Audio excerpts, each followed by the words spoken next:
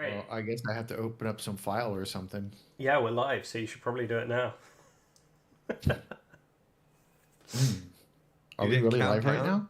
I didn't have time to count Oh, down because I was too busy trying to figure out whether Dan was actually going to chat the thing. Welcome, everybody. This is a no. great opening. Uh, we'll Oh, get to oh, our you want me to actual say it? opening in a minute. Oh, well, yeah, okay. Hi, everybody. Welcome to another installment of Listening to Paint Dry, the live show. I'm Dan. I'm Mike. And I'm Dev, and thank you for joining us on our continued journey to become better, braver, and hopefully happier painters. I don't know the way this night is going already. I'm not sure the happier is going to happen. I mean, we're certainly not better streamers. I feel like we've had better streams than this one already, and we are not even 5 minutes into this show. I know, it's fantastic. I'm enjoying this. This is great. Comedy of errors, people. Comedy of errors. Love it. Exactly. We're going to let Mike go ahead and take over here for a moment. Yeah, sorry I missed last week, but unfortunately we lost my brother-in-law on the 7th, and then we had a memorial service last Thursday, and then the funeral was on Monday. And so we're just getting back into the swing of things in life. But I want to take 1 second, if you all don't mind. And I would love to take the opportunity to dedicate our show tonight to my brother-in-law, Adam Berg, born May 18th, 1974, and passed away on January 7th, 2025. Adam was a big-time nerd like we are, more into Star Wars and Star Trek type of things, and also an IT guy. We will definitely miss him, and but also glad that he is no longer in pain. And you know, tough times, but we'll get through it, and you know, such is life. But you know, Adam will definitely be missed, and I know that his three remaining brothers, sister, and daughter and wife will be sad without him as well. So, but thanks guys for letting me do that. I appreciate it. Yep. Of course. So that's it for the show tonight, guys. Thanks. We're gonna end on a really we're gonna fumble all the way in and then end on a depressing note, and Solid feel good vibes. Solid feel good vibes. all those feel good vibes for sure. And so if you happen to be listening right now, which I'm sure you most have already abandoned, feel free to like, subscribe, please, to our to the YouTube channel. It helps us out a lot. Anyways. Ray sends his condolences. Thank you, Ray. I appreciate it. We have a Rhea here. All right. We have a Ray attack. Yay. Hey, Ray. So are we... Go ahead. Sorry. I was going to say, are we seriously doing project management as our subject tonight? We could do reference photos. You guys wanted a topic, so I put a couple of different topics in there. Yeah, but like, there's whole degrees on how to do project management. So I need more than a couple minutes to try to think about. Okay, if you need a degree in miniature project management, that Mike, may be you the saw problem. You saw my desk, right, Mike? No, You know not only did I see your desk, projects that I have never completed, and if I have to turn my hobby into a project management, it's no longer a hobby; it's my job again, and I prefer not to do that. That's not even really what I mean. It's just more of the project management thing of it is meaning just how when you have all these things going on in your head, what are different ways that you can do to help yourself focus, how to actually take a miniature from point A to point B all the way to the end, cradle to grave, whatever buzz phrase you want to use. That's really what I'm talking about when we're talking about project management. We're not talking about creating a global project management plan that you need to go get a certification in. And actually, I've heard it's as bad as the bar exam. I feel like we're losing viewers by the minute here. No, we have 3. Hey folks, I'm going to try and get them back onto like more interesting topics. I promise. One of the things that your like subject for this evening spawned in my mind, and is something that I've kind of been wrestling with them recently, is the inspiration for a project, how you go about initializing that project. Not necessarily like the technical nuts and bolts of actually getting the painting done, but like conceptualizing a piece, visualizing a piece, starting to come up with color schemes and compositional elements and things like that, which is something I've never been very disciplined about, and I've been working on over the last year. And I'm kind of wondering how you guys go about it. And also would love to know from Dan and Ray in the comments as to how they do this as well. Ray is saying that there was a class taught on project management in miniature painting that had lots of useful information. Oh, really? It was useful information. It wasn't completely boring and a terrible topic that people are. Did people get up and walk out of the class, Ray?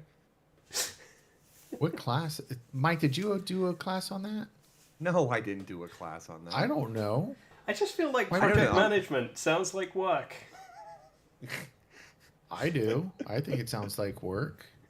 But I understand where you're coming from. And I have a great example, but I just can't remember it right now.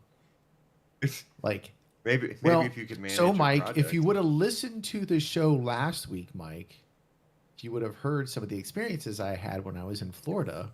And one of those was like how this creativity thing sparks and like how people come up with ideas.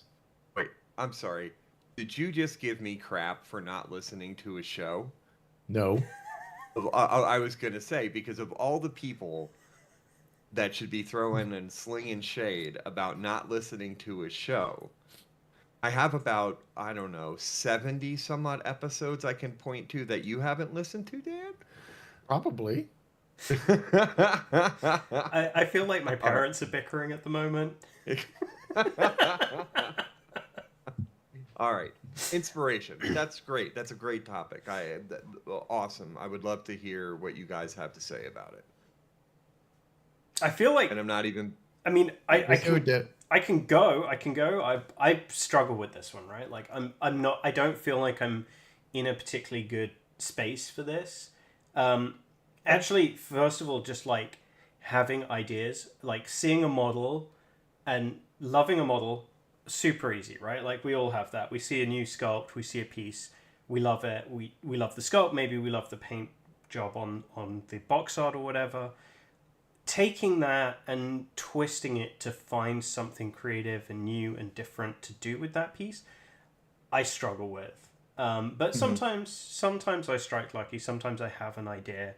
I think No Bananas Today is probably the most obvious example of that. But then the next step is that kind of research step, which is the word that you used, Mike, that really gave me the idea of like this kind of subject for discussion.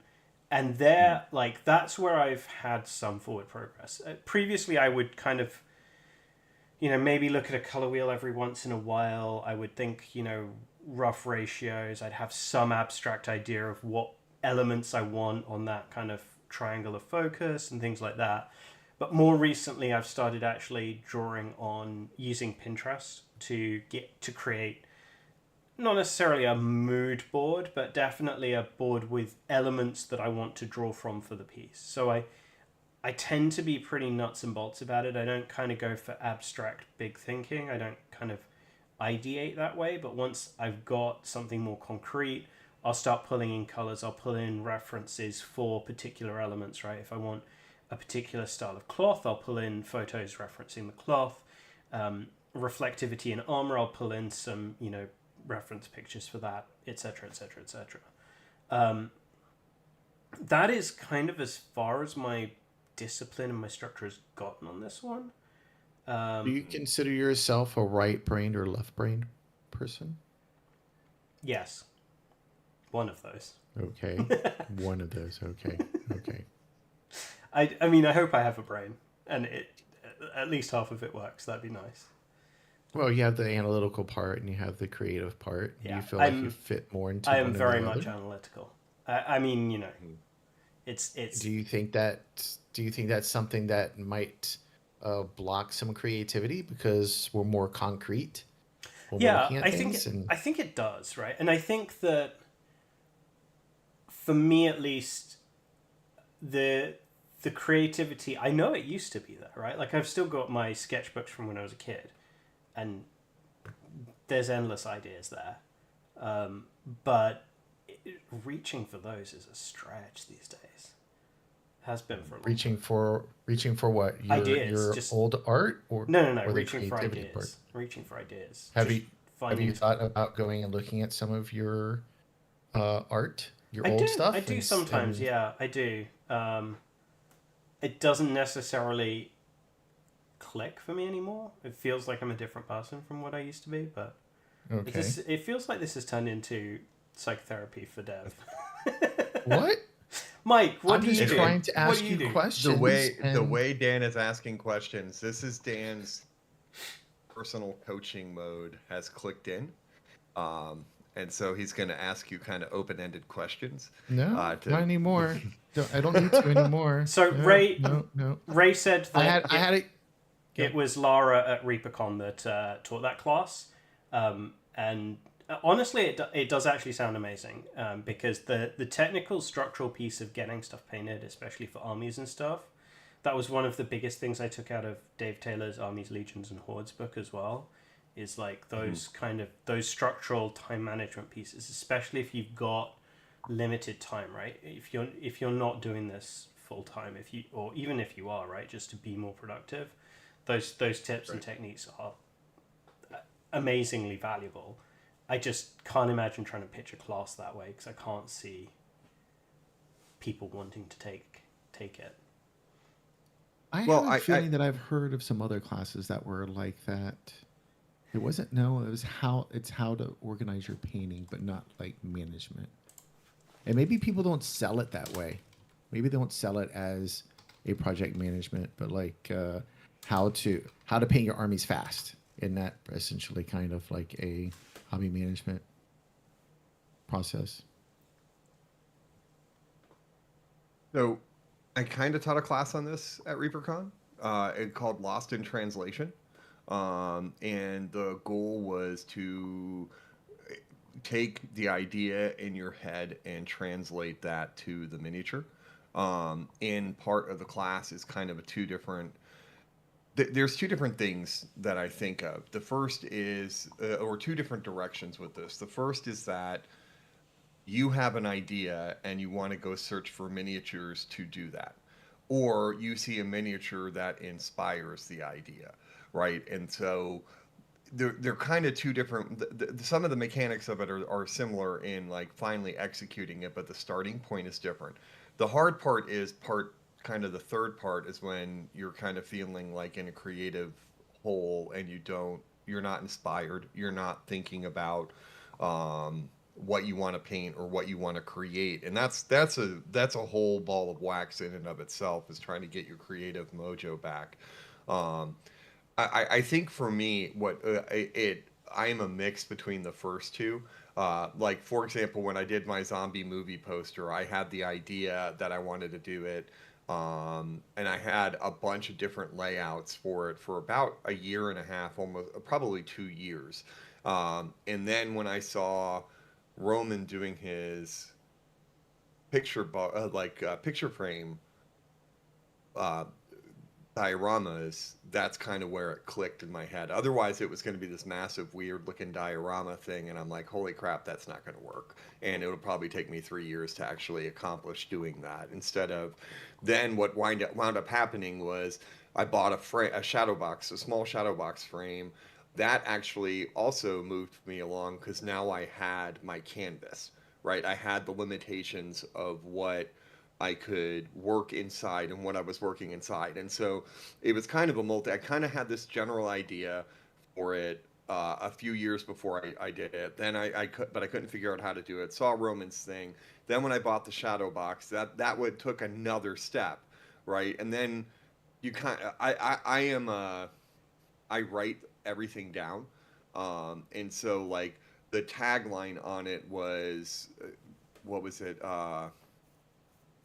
I called it I was trying to think of a zombie movie name, and it wound up being Autumn of the Dead because there was no Autumn of the Dead movie, zombie movie already, and then I was trying to think of a witty like tagline. When I looked at movie posters, I could see all these taglines on them, and I was like, okay.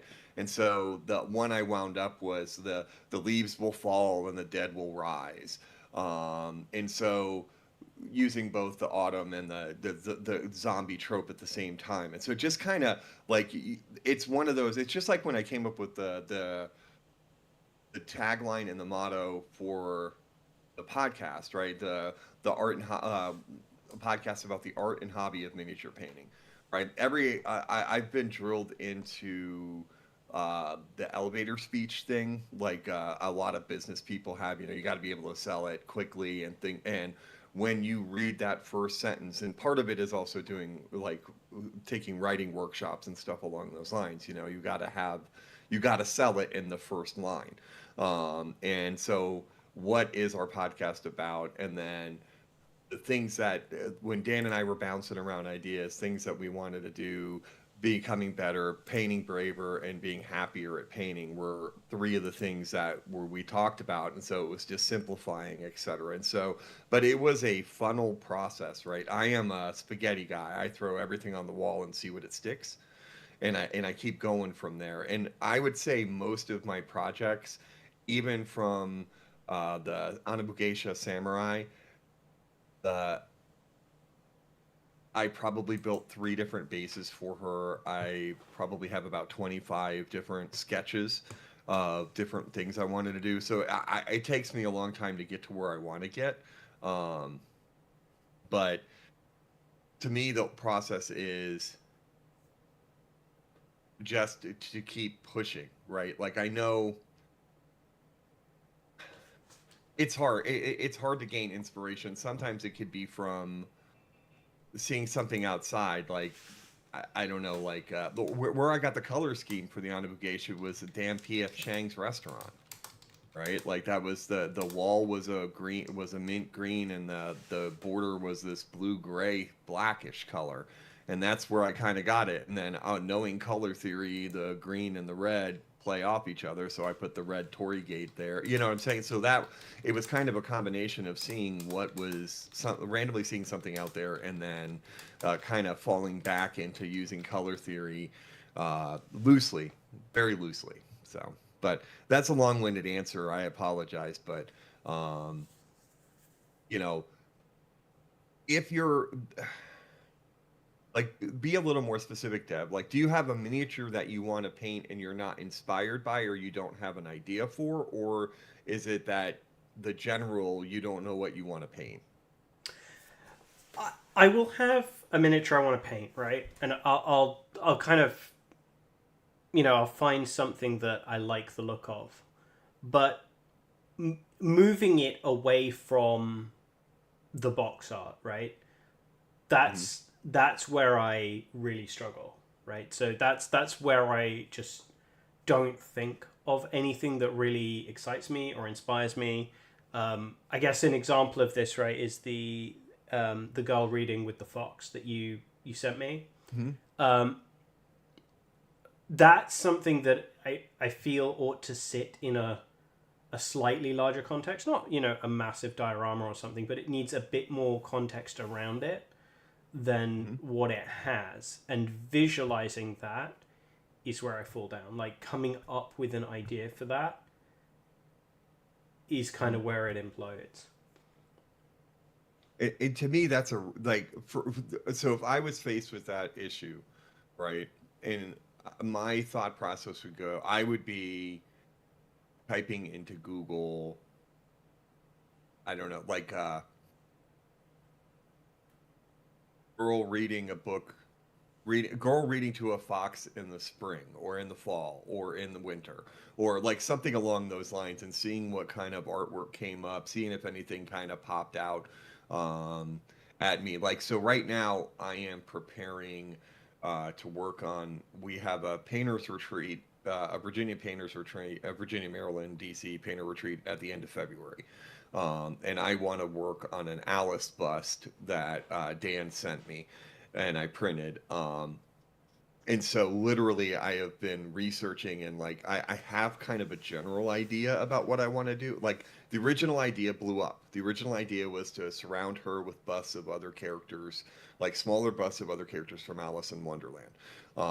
I can't find all of them, and some of the other ones that I found I don't really like and don't match the aesthetic of the bust, and so I have to like scratched out and have been going to a different direction. And then my wife had an idea about it too because I talked to her, and my new idea is kind of a combination of the two. But I've been researching a lot of like Alice in Wonderland artwork and things along those lines because I want to incorporate all that stuff. And so one of the things you could do is just think about the setting that you're interested in. Like to me, that piece evokes spring. Yeah. I don't know, not necessarily, and so you could just look up a girl and a fox in spring and see if anything colorful pops up or anything that other additives that could be in the scene that you could do that might kind of get your creative engine roaring. You know what I mean? Yeah. Like I know this weekend I'm gonna watch Alice in Wonderland the movie. I haven't watched it in so long, but as part of my research, I'm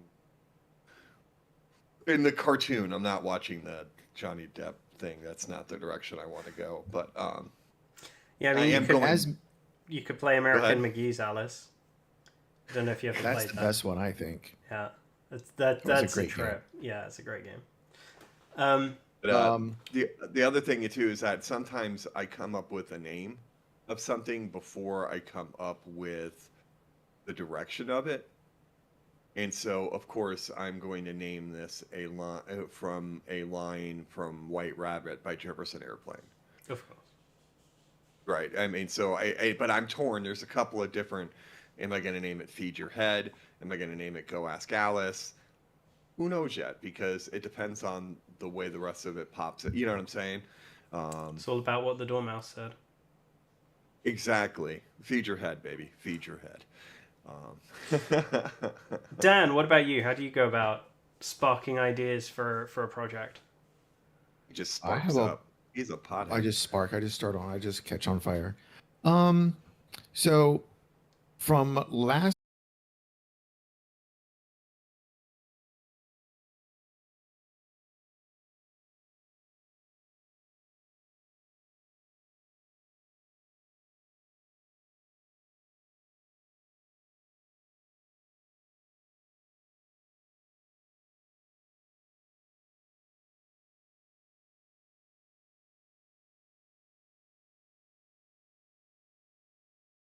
Please stand by.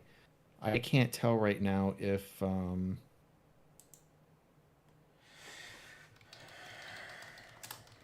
we're still live. We're on Please Stand By right now. Awesome. That's good news. Yeah. All right. I think we should be back to live.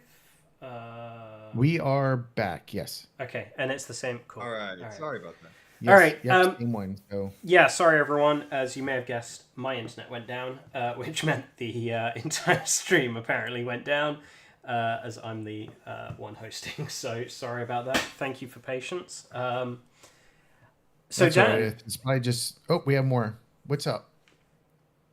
You have creative sparks. I'm sure you told Michael about them, but the rest of the world, myself included, didn't hear. So. No, actually, I saw you disappear, and then I was like, "Oh, I scared him away." Actually, Mike said that. Mike said that, like, hey, I don't know what you just said, but you just pissed Dev off, and he quit. And then we're like, "Oh man!" And then you pop back on, and then we're like, "Yay!" But I don't know where my thoughts were at that point. I think it was more about. I think I was talking about like. Artists talking about the AI. Yeah. But how artists interpret like what's going on in the world around them and how does that spark like what they're actually painting and how they interpret it and looking at how they generated their ideas. I think that's that's something I'm looking into because it's quite fascinating. You know, my wife reads an awful lot about like artist lives and everything, and the struggles they go through, and it's quite interesting when there's like this very uh, small sliver of a time frame of something going on, and then they're pouring their feelings into art, and then now the art is worth like hundreds of millions of dollars. But there was some feelings that made them paint that way, made them paint that subject, made them put the lights in specific areas, things like that. And I think that's just like one of those lifelong journey things. But I'm quite interested. It's more, it's more about knowing it than actually doing it. I'm just going to spray paint everything from the top because that's where the sun is, and it's going to be a nice bright white so I can get that contrast because I can't get in the other way. Dude, you got to upgrade. You got to go like blue OSL from one side and red OSL from the other, like all good artists. I did we did a class of that. That was Banshee's class, I think, wasn't it, Mike? Where we had to do No, that was Francesco Farabi's class. I thought you did that. Oh, we did both. Because you were doing a lighting thing in Farabi's class, but yeah, Banshees was environment. Did we yeah. Didn't we have like Yeah, the barbarian or something or? Yes, you are correct. You are correct. Yeah. Sweet. That was the one we took in Newport News. Yes, it is. Yep.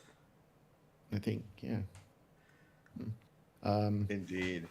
So I did do it. That was like what, 6 years ago? So No, it wasn't that long ago.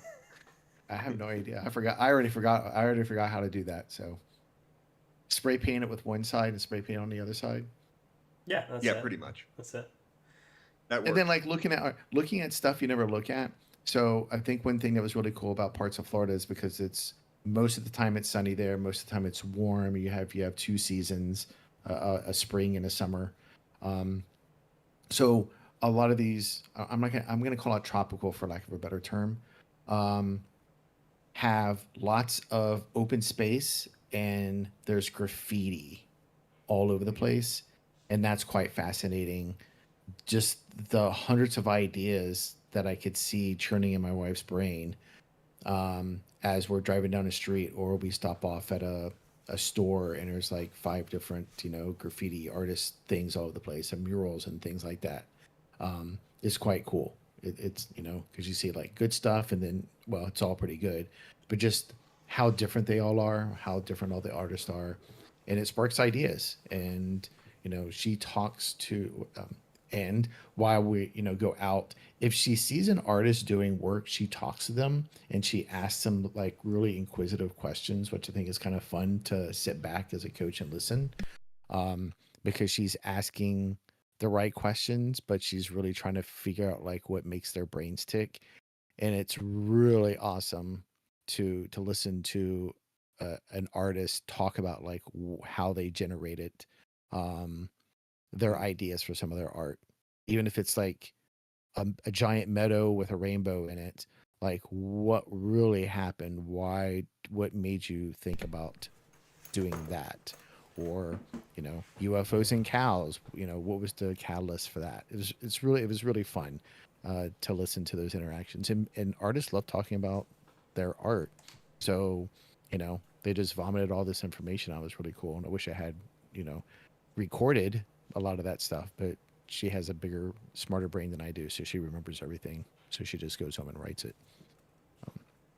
So now I'm just rambling like Mike usually does. So we'll let Dev talk about maybe some other ideas that he could generate or help generate some creativity if he thinks that's what's Well, I mean, I think not necessarily lacking. But Mike's already given me some homework, right, with the girl reading. I do actually have that piece floating around somewhere.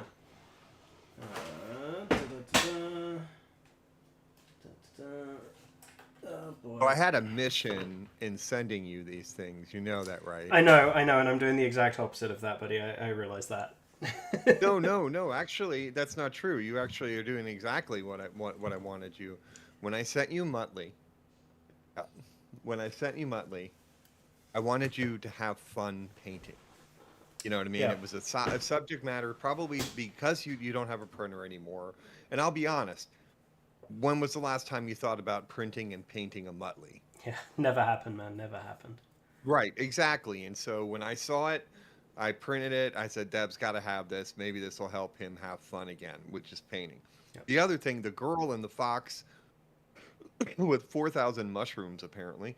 Um, God, there's a lot of mushrooms with that. Yeah. Was the purpose of that was to get you out of army painting, right? And stop painting just for games. Paint something for an artistic reason, right? With artistic bent. You're doing exactly what I wanted you to do, but you know, it's yeah, all the mushrooms. I'm sorry. I figured it was safer to send them on Oh, the I definitely think it was. I am, yeah. however, I am starting to wonder if I'll actually leave them off the piece. Because I don't think of mushrooms as a spring thing, right? Mushrooms are fall. So either Agreed. I break the consistency, or I switch to fall, or I leave them off. So there's some thinking to do there. But I mean, they are at least primed, and worst case scenario, they can just go with some goblins, because goblins always love mushrooms. Exactly. Well, what are the things that so like I have a piece that I'm looking at and I want to paint and I don't know how to start it. I usually make a list of like what are the things that I see when I look at like what pops into my head emotionally when I see it. What do I see? I see a young girl. She looks happy. You know what I'm saying? Like just make observations Yeah, about it. and I think that's something I'm terrible at. Like actually stopping and critiquing my response to something beyond I like this is not something I'm very good at doing in any situation. Miniature painting related, art in general, literature, like any of those things, that kind of critical assessment is not where my strength is, and it's something that I need to do more of. I think so. Well, and you're a computer guy too, so maybe putting it on a Google Doc will help you instead. Like for me, even when so like one of my other hobbies, but besides miniature painting, is writing. I don't I don't type until it's done, right? So everything I have is handwritten in pencil. I don't even use pen. I have a specific type of notebook that I like to. I love writing composition books, and so I kind of have things that I have some OCD stuff when I write. I'm not that way when I paint per se, but with writing I am. I don't know why. Um, Maybe finding your venue that makes it easier for you to accomplish that. Like, I had another thought, and I apologize about this. So, if you see me in person, there is a 99% chance that I have index cards and a pen on me at all times. And I am notorious for losing ideas. And so I write everything. I have some of the stupidest observations looking back at some of my note cards, and I have stacks and stacks and stacks of note cards. But I always keep something on index cards on me and something to write with for inspiration at all times in case something comes across at me. Like I just remember reading. Have you ever read the book On Writing by Stephen King? Nope. I strongly suggest it because it's not just. It's got probably his scariest story ever written and that is when he got hit by a car and almost died. Because that's freaking real life, man. Um, but some of the stuff in it, even my wife, who's not a Stephen King fan, loved teaching the book when she would taught it in an English class because there's so many different. He talks about ways to keep inspiration. Like he's the number of times, like there was a old Saturday Night Live skit of some guy playing Stephen King, and there's somebody walks by with a vacuum cleaner, and he starts frantically typing, and he's got a novel about a evil vacuum cleaner, and then somebody walks by and opens the refrigerator, and he's got frantically types, and he's got a novel now about an evil refrigerator and such along those lines. But there is kind of some truth in that. It's just like the author Bentley Little writes all like he's got a book called The Association. He wrote that when he was pissed off at his homeowners association. So it's about an evil homeowners association. And then one day he was sick of the dealing with a big box store, and so he's got a book called The Store, which is about an evil store. They're great books. I love Bentley Little, but it's they say write from where you know, but write from where you're inspired, right? Or paint from where you're inspired or what you know. I don't know if that makes sense or not, but the book on writing, I can't stress enough how good it is. How I felt besides like just like creative instructions were in there and guidance was in there, but there was some good life stuff in there too. Um, Whether or not you are a Stephen King fan or not, it is not. It's about writing. It's not about horror fiction. So Although I will disappoint you massively, because I have to confess that until recently I had never read a Stephen King novel. And that's okay. I am actually in the middle of reading Eyes of the Dragon, because PK is like, you have to have read at least one Stephen King novel, and if you're not big into horror, then here's one that you might like. And I find it interesting. I'm not sure I mean, it's not a joy to read. It's not onerous to read. It's just I don't get particularly excited about reading it. I mean, it's fine. It feels like a less clever Princess Bride to me. The writing style, the abstracted third person perspective, the playing up to fantasy tropes is all very reminiscent of William Goldberg's Princess Bride, but without any of the wit or lightheartedness of Princess Bride. I actually didn't like Eyes of the Dragon. Interesting. It's not even the top like 30 Stephen King books for me. Interesting. I mean, it's definitely not his wheelhouse, right? Like it's a very different style to what he. No, my favorite Stephen King book is book 1 of the Dark Tower series, The Gunslinger, as which I have like 5 different shirts of that. It's got to me my favorite opening line of any novel ever. The man in black fled across the desert, and the gunslinger followed. I have a shirt, I have a hoodie that says that. I got another shirt, a different gunslinger shirt for Christmas. Do not talk to me about the movie. Yikes, that was bad. Not even close to quality. I think they got the roles reversed. I think it would have been interesting to see Matthew McConaughey as a gunslinger and Idris Elba as the man in black. That would have probably been better. But yeah, no, not a good movie. Anyways, so yeah, it's not for everybody, right? Like some of the podcasts I've listened to on our long drives, my kids make fun of when they're not listening to their earbuds and they listen and they're like, "What do you listen to?" Like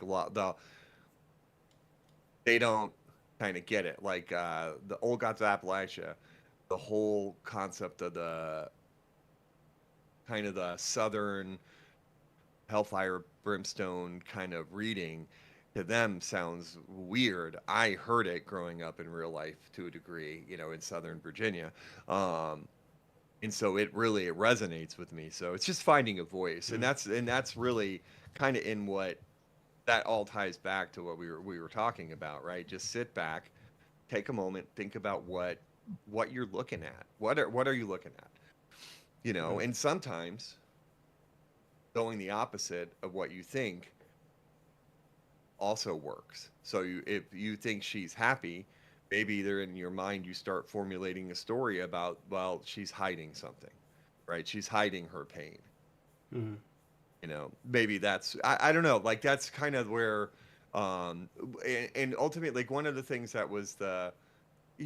Sometimes a novel pops up when you drive by, when an author is driven by a spooky house and goes, "Ooh, I wonder who's living there, who was living there," and then boom, you have the impetus. Yeah. Yeah. So, what does our chatters think? Do they have any ideas? Do we still have anybody? We've got some folks on. Sean jumped in. Apologize for arriving late. I will tell you, Sean, that you missed nothing other than a series of hilarious errors, ranging from microphones to what must have been horrifically annoying feedback for most of the first half hour of this show, because I wasn't wearing headphones and had forgotten to put them on. So, Ray, kudos to you for sticking through that, because I think Dan jumped in, heard that, and left again. Um, but yeah, we are kind of talking here Hi, about Sean. ideas, ideation for art projects in general, because I suck at it and Mike is very good at it, and Dan is not really saying very much, but has some very, very interesting perspectives born of his trip to Florida recently, which I appreciate. Mm-hmm. Should we take a bit of a tangent and maybe circle back to this in a bit? We could do our what we've been working on piece, which I'm guessing maybe not very much from Mike and Dan, but I mean, I have a What have little you bit. been working on? what has Mike been working on? Let's find out. I wasn't sure you'd have had time, man. You've had a busy while. Yes. Originally, I was going to put on as the topic for the show a mental health thing. Lots been going on here, right?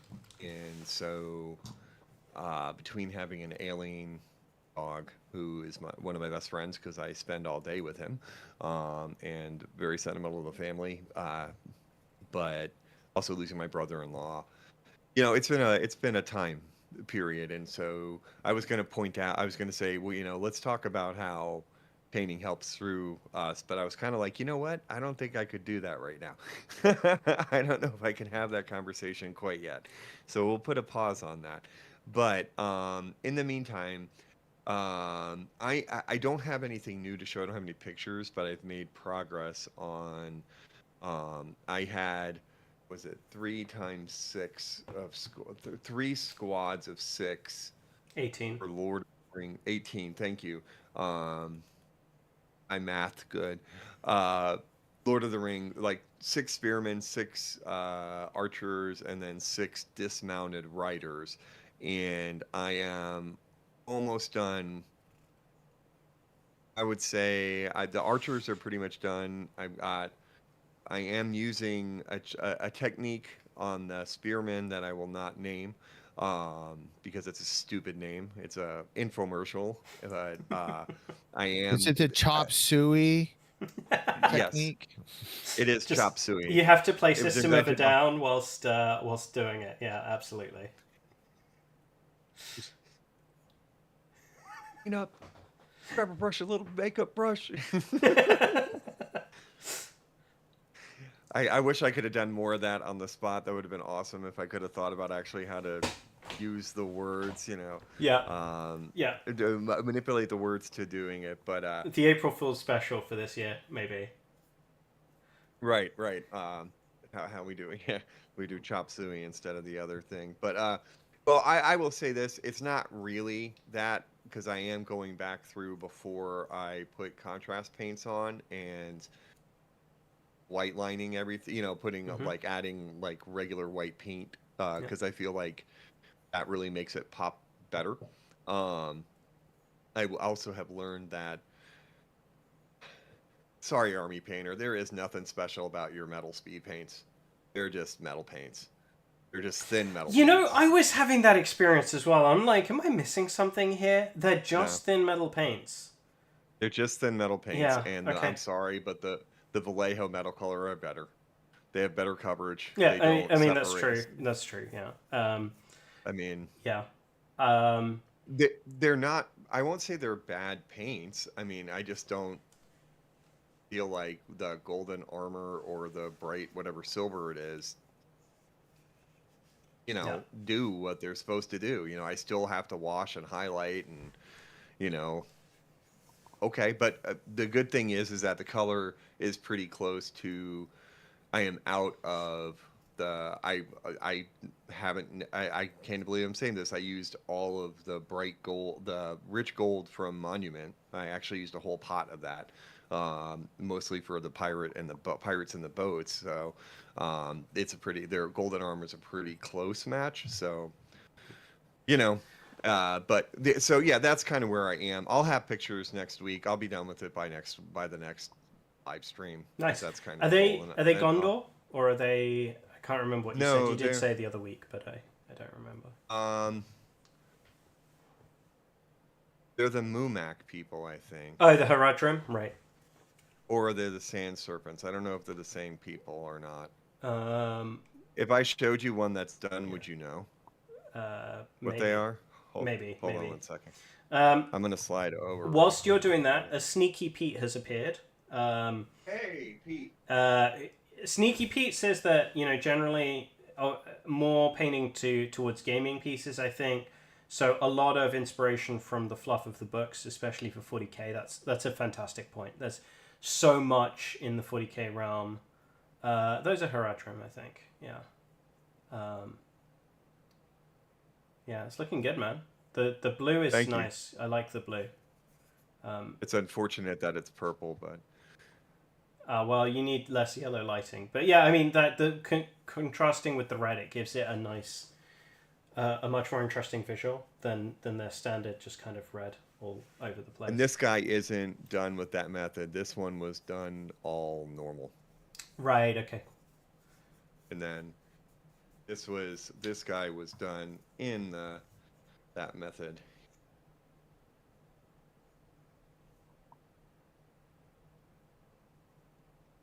Yeah. It It's suits I it actually well, especially the slightly smaller scale. You've got so much texture there that it does work well. yeah. I mean, it came out. I thought they're. I don't think you could put them next to each other and say one was done one way and one was done another way. Nice. You know what I mean? Yeah. Yeah. Yeah. Because I dry brushing super heavy, so Yeah. Yeah. Ray points out that fancy art books are also a good reference. The Spectrum Mhm. compilations, The Art of Magic: The Gathering, which I've heard good things about before, and I've still never taken a look at The Art of Magic: The Gathering. Um, I really Oh, love the the. cards are amazing too. Yeah. Yeah, okay, well, Oh, Magic: The Gathering sorry. cards in general, yeah, absolutely. Yeah, yeah, yeah, yeah. They are phenomenal pieces of art. I have the various art books that Fantasy Flight Games have put out for the Arkham Horror line, Mm. and those are great as well. I love the art of that game. It's a really consistent look as well, which I quite like, despite it being a huge plethora of artists that contribute to it. It still has a single cohesive feel to it, which I really like. Mhm. Sneaky Pete points out that Scale 75 metal colors are great, which is true. They are my backup Mhm. if because Vallejo metal colors don't have a huge diversity of colors. So if I want to go super dark or super light, I tend to go to Scale 75 with either heavy metal or speed metal accordingly. What do you got? You got gold, copper, and 25 silvers. That's the Yeah, metal color line. I think there might be a brass one as well, but yeah. I mean, you've got aluminium, dull aluminium, duraluminium. I don't know what duraluminium is, but duraluminium. You've got steel, you've got silver. Yeah, I think there's a chrome one as well, although the chrome one is no bueno. If you want chrome, Molotov ink has a phenomenal chrome, and I recommend brush painting it, not airbrushing it, because it loses its sheen when it's airbrushed. Um, yeah, I think I'm caught up on the chat now. We're caught up on what Mike has been doing. Mhm. Dan, what have you been doing? Have you put brush to model recently, or has it all been Diablo No. 4 all the time? No, I don't play that once every couple of days.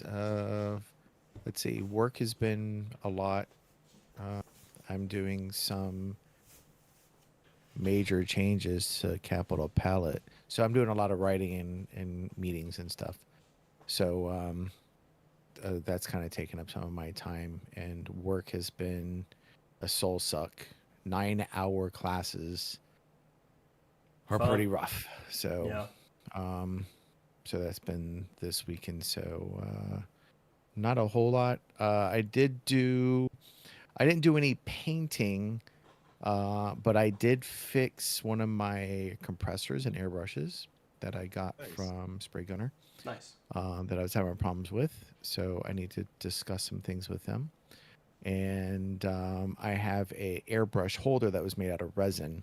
That's pretty freaking cool, and that's probably what I'm going to take to the painting jam down in Richmond.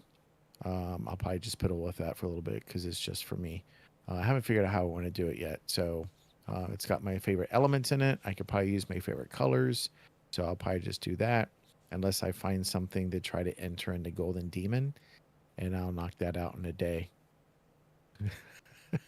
You've really gotta put in the hours for a Golden Demon entry. So I think a day Yeah. is gonna set you up well. I think about about 5 or 6 hours. That should be pretty good, I think. Hey, you want to look through those more old hammer things and see if you can find inspiration there. See, I don't find my inspiration through that. Leopard print noise marines, baby. We have a new chatter. We've got the idiot painter has jumped in saying, "Hell yeah, live stream." Hey, Chris. That's right, live stream Hey. every week, baby. Every week, every Thursday, 6 p.m. Pacific, 9 p.m. Eastern. We're here when my internet works. We're not here when my internet doesn't work, like we just had. But generally, we're here. So, have you got thoughts about what you're doing for Golden Demon then, Dan? I was going to do. I was trying to use one of my old Eldars, and I'm just not sure about that yet. I might do an old Chaos Space Marine or something like that. Something out of the ordinary, something that, maybe someone may go and, wow, that's pretty cool. I haven't seen one of those before or in a long time. Yeah. And if not, then I'll just walk by the cases like most other people and say, ooh, ah. And then go hang out with my pals in the vendor hall. Did you take any classes? Did you sign up for any classes? I do have classes. Hold on. You have to give me a couple minutes, but I can find my list of classes. Yeah. Somewhere in here. Where did I put them? I think it's here. All right. Let's see. I didn't get the classes I really wanted. I really wanted, my idea of taking classes to try to focus on something very specific. And, oh, shoot, it's not on this one. I don't know where it is then, because that's going to suck if I lost it. Don't you have the app on your phone? I don't know. All right. Well, while Dan is digging around for that stuff, I'll quickly show off what I've been working on.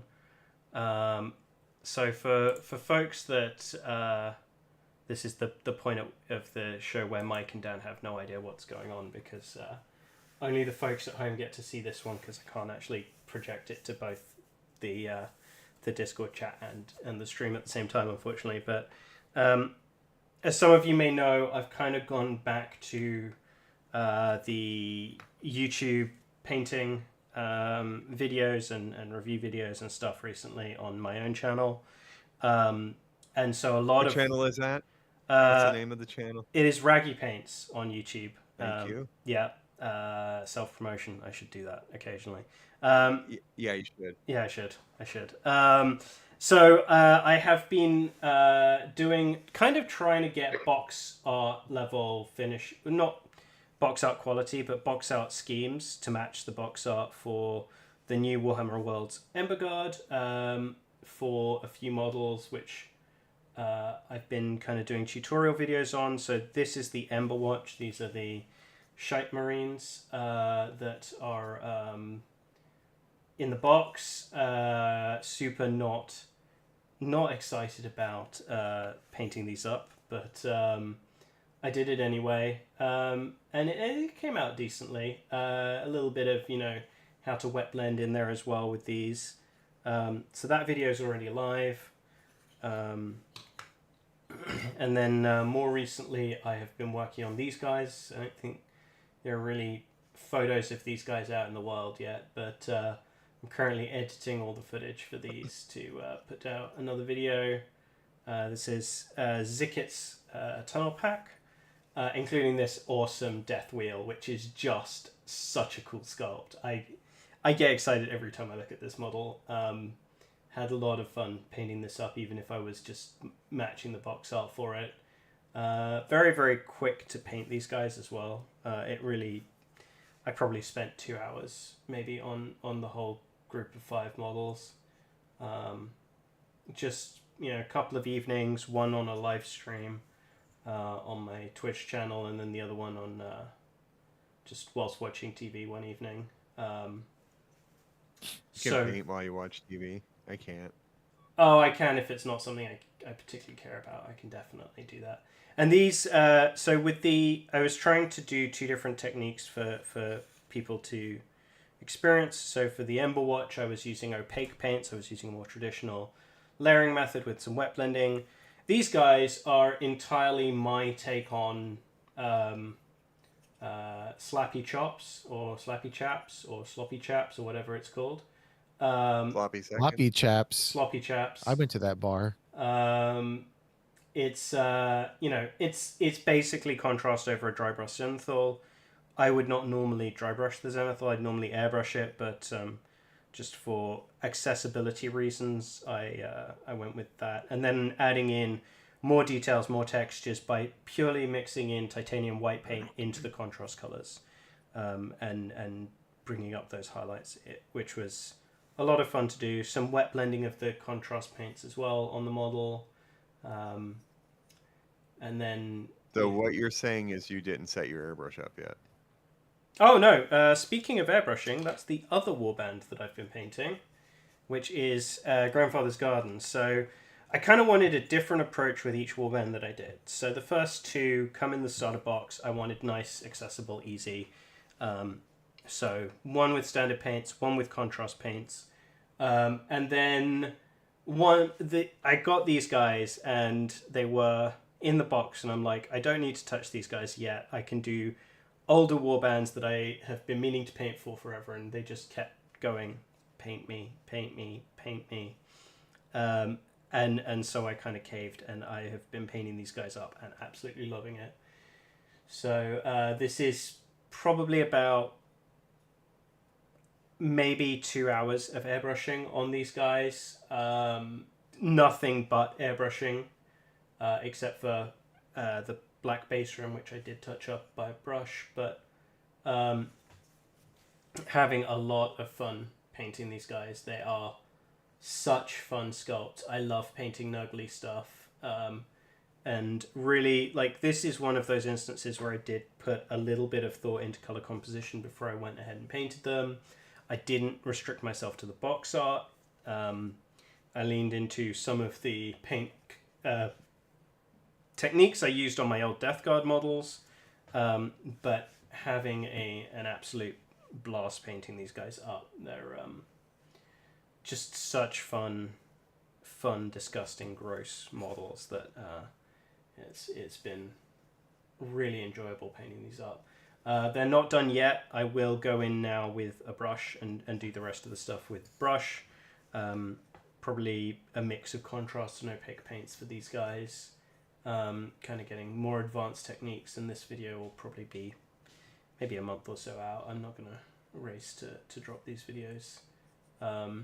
Nice. But yeah, having a blast with these guys. And then for folks that were wanting a slightly better image, I can show you. This is the 3D print that Mike sent me a while back, that I based up with just basically giving it a kind of standard Games Workshop base to work off of with some Milliput to build it up. And I now need to go inspiration hunting for how to finish this model up. So a little bit of thought will go into that at some point. But yeah, so I've been Are you done with Muttley?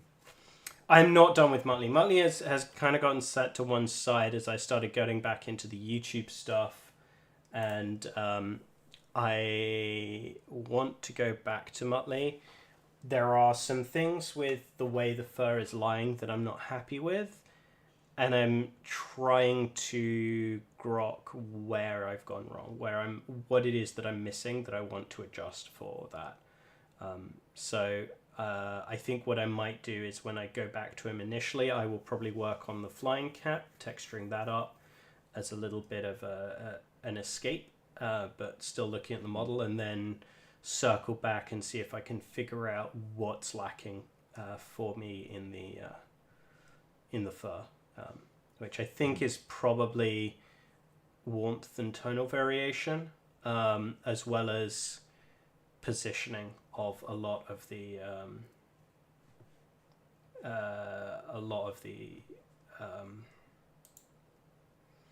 highlights and shadows, particularly on the body, that I think I need to refine a little bit. I think I need to give the model a little bit more of a defined shape rather than just a kind of blobby shape. That, I mean, Muttley is kind of a blobby shape, but I want to give some tonal variations there. The Idiot Painter is saying that Sloppy Chaps is an OnlyFans page. I mean, I guess it could be. We could make a Sloppy Chaps OnlyFans. Listening to paint dry after dark. Listen, I mean, you know, this guy has got some sloppy chaps, right? Like, I mean, you pay good money for this guy's sloppy chaps, right?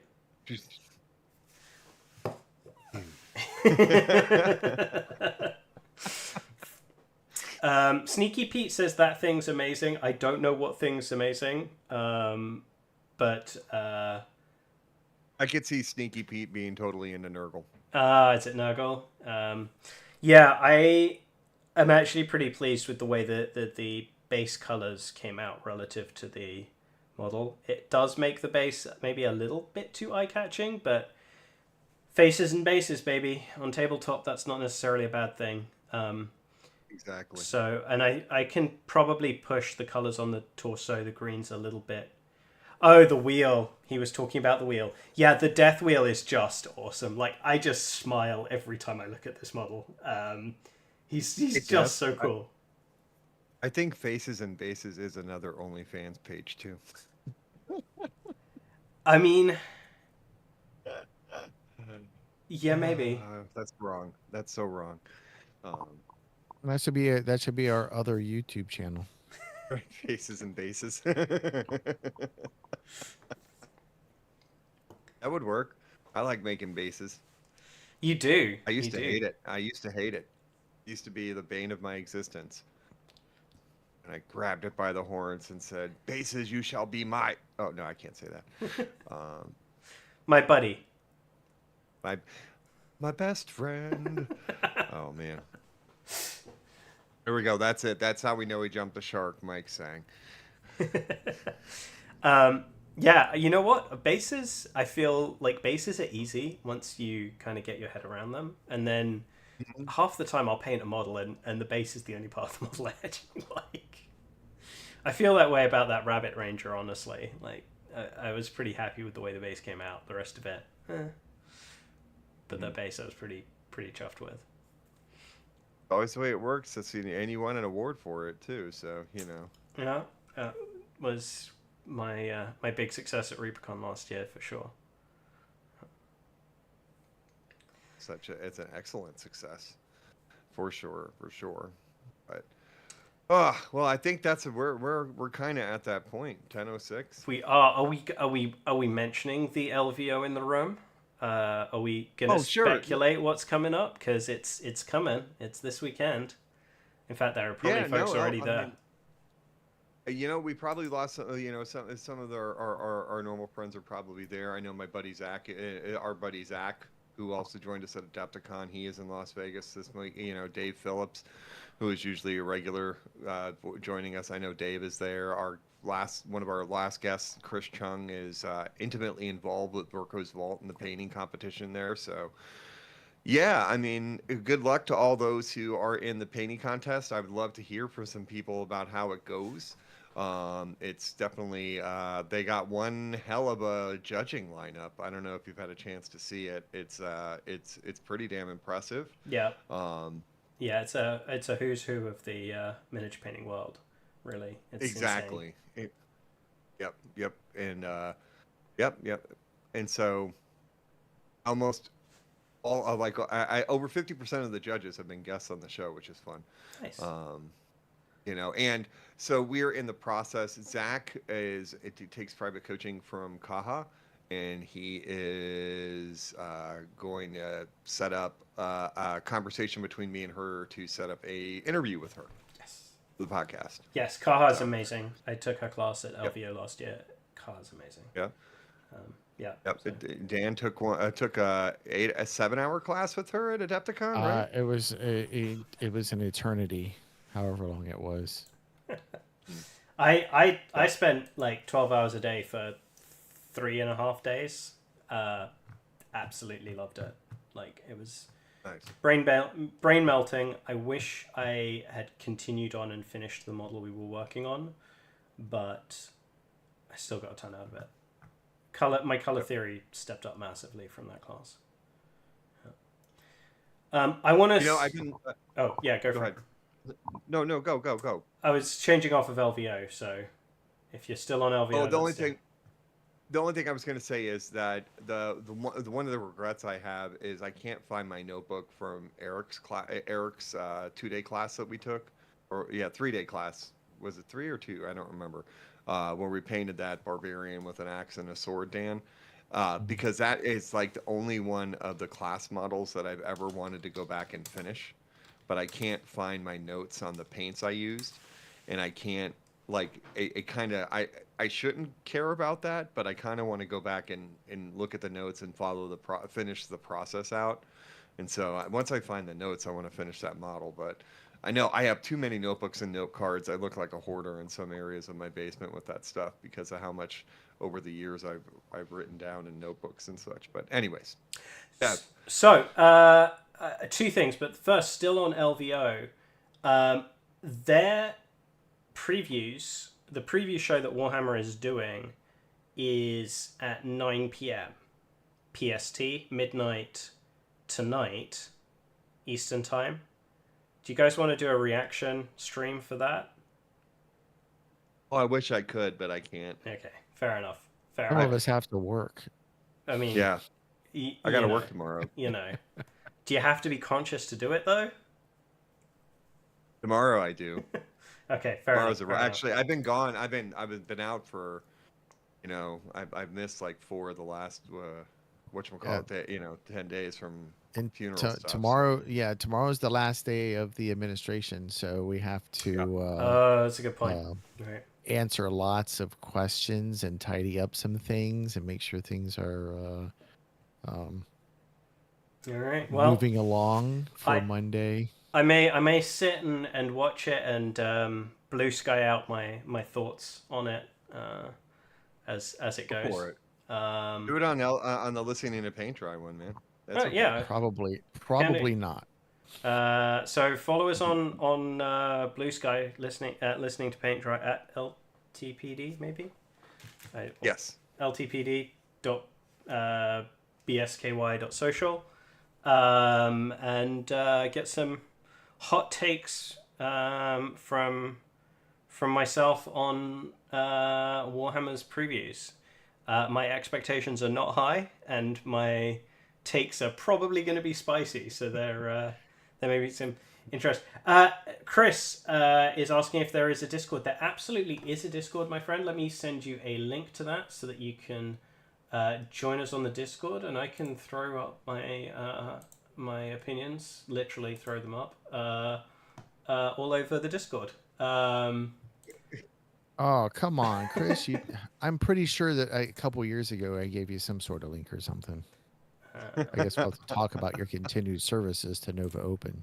All right, so here is which I'll be limited, link. Dan. This year. What's that? Again. Oh, it looks like we're probably driving my daughter back Sunday. Yep, that's fine. I don't even have you on the schedule. I'm not worried about it. Oh, I was going to probably be available for a few days, but okay, if that's the case, screw you. Yeah, that's fine. You just told me that you're not going to be there, so. I didn't say I wasn't going to be there. I just said my services would be over. I have to leave on Sunday. That's what I heard. You're not going to be there. Okay. That's fine. Perfect. Dev is going to take your spot. I don't think you could get Dev away from ReaperCon again. Although it sounds like he was disappointed with ReaperCon last year, so you I know, was we'd love to... I was not disappointed with Rubicon. I was disappointed with myself. I think honestly, um, but No, I'm totally trying to project it onto ReaperCon, so you come out here. we've got to get John and Ron onto this show. We've got to get Yeah, them on at some point. Um, I have tried so many times, I kind of lost track. all right. But Just let me know when you want there- Owen to come on. That's an easy phone call. Yeah. okay, excellent. Well, we can hash that out. Before Maybe next week we should have a show meeting. yeah. Before we drop, I'm gonna send a link up in the chat for folks that are still on. One of the big artists in the hobby, friend of ours, has been on the show. PK is not having a great time right now, and literally cannot do their artwork, and have not been able to for a couple weeks, including missing out on like some pretty big opportunities because of it. So I am throwing their GoFundMe into the chat. If anybody is able to help them out, I know they would appreciate it, because they are not having a good time right now. So Yeah, something nerve damage or something like that. Yeah, in the hand. That's horrible. I just saw that earlier today. Yeah. Well, yeah, our thoughts go to PK for a quick recovery, you know, and hopefully that won't last too long. yeah, fingers crossed. But yeah. Other than that, thank you everyone for joining us. I will be sending out spicy takes on Blue Sky for sure, of the LVO Warhammer preview, for folks that are interested in that. And I'll Make sure that you hit the like button and notification button, please. We'd appreciate you smashing some buttons for us. like, subscribe, notifications. We appreciate you all being so active in the chat. It makes this a much more fun evening when you are. And we will hopefully see you all, or speak at you all next week. Next week. Bye. See ya.